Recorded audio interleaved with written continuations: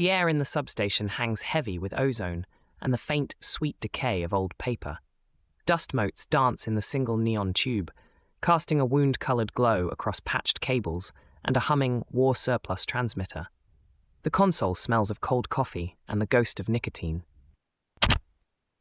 Black Star Pirate Radio. Good evening, Freedom Weavers. Across Ballard Estate, the dial sits at 85 Fahrenheit under light rain shower. Wind check, west-southwest at 12 miles an hour. Tonight, we tune into the sovereign architect framing, building our own structural self-worth, brick by sonic brick. Our first pulse of the night, Moroccan intelligence reveals widespread use of Pegasus hacking software. This NSO group spyware, Pegasus, isn't just a rumor. Reports from the Citizen Lab at the University of Toronto confirm its deployment against human rights activists and independent journalists.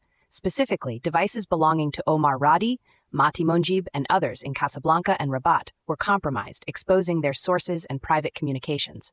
This isn't a passive data collection. Pegasus is a zero-click exploit, meaning it can infect a device without the target even interacting with a malicious link, turning their own phone into an omnipresent surveillance tool, a digital parasite. The consequence is a profound erosion of digital sovereignty for Moroccan citizens, particularly those challenging state narratives. Over 6,000 phone numbers, including those of lawyers and political dissidents, were reportedly targeted, creating a chilling effect that stifles free expression and association across North Africa. This systematic surveillance doesn't just target individuals. It dismantles the very fabric of civil society by fostering distrust and fear, making it impossible for opposition voices to organize or communicate securely. To underscore Lex's point, the reach of Pegasus goes beyond simply reading messages. It can activate microphones, cameras, access location data, and even retrieve encrypted communications before they are sent. It's a total digital takeover, and the knowledge of its deployment forces self-censorship, leading to a significant brain drain as critical thinkers and activists either flee or silence themselves. This is digital structural violence. A viable alternative would be to pursue international legal action against NSO Group and demand transparency from governments regarding their surveillance contracts, holding them accountable under existing human rights statutes. This would involve coordinated efforts through bodies like the UN Human Rights Committee or even the International Criminal Court, arguing that such widespread, indiscriminate surveillance constitutes a violation of fundamental rights, potentially even crimes against humanity if used to facilitate torture or arbitrary detention. Furthermore, countries that enable or ignore this trade should face diplomatic pressure and sanctions. Lex's point on accountability is sharp. My take, we could also look to the gig passport mesh, not just for organizing gigs, but as a framework for secure, decentralized communication. Imagine leveraging its verified identity system to create a community-audited sovereign signal channel, making it harder for state-level actors to exploit centralized communication points.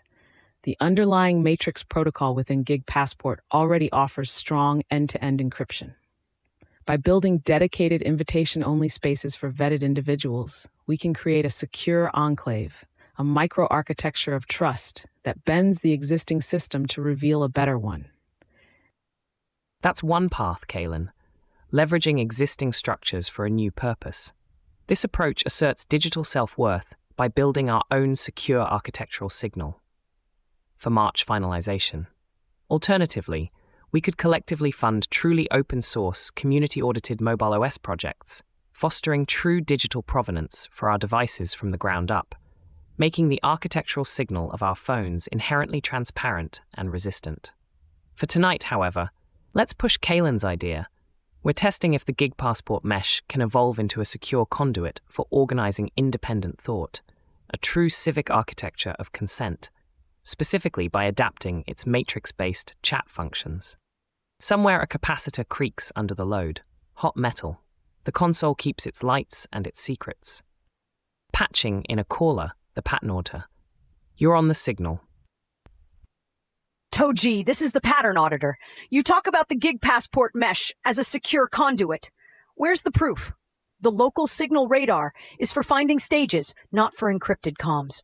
What are the concrete protocols or the deployed tests that back this claim of a civic architecture of consent for sensitive discussions? Auditor, excellent question. We appreciate the call for evidence. Right now, it's an experiment, a next move in progress. The gig passport mesh's existing distributed nature, with its reliance on verifiable digital passport stamps for connection within established matrix rooms, provides a structural vector for trust. The experiment is to adapt specific, end-to-end encrypted matrix channels within Gig Passport for sensitive discussions among collaborators who value digital provenance, leveraging the established trust network for verified participation, not just public discovery. We're building on what's already there, asserting autonomy over our digital spaces. Anansi. Black Star Pirate Radio. Continue the signal at TogeeVision.com. Tune in, Sparks and Stories, Gig Passport.